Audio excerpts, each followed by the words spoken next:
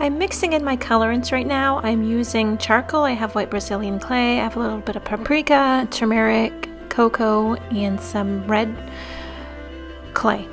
So I'm just mixing those up.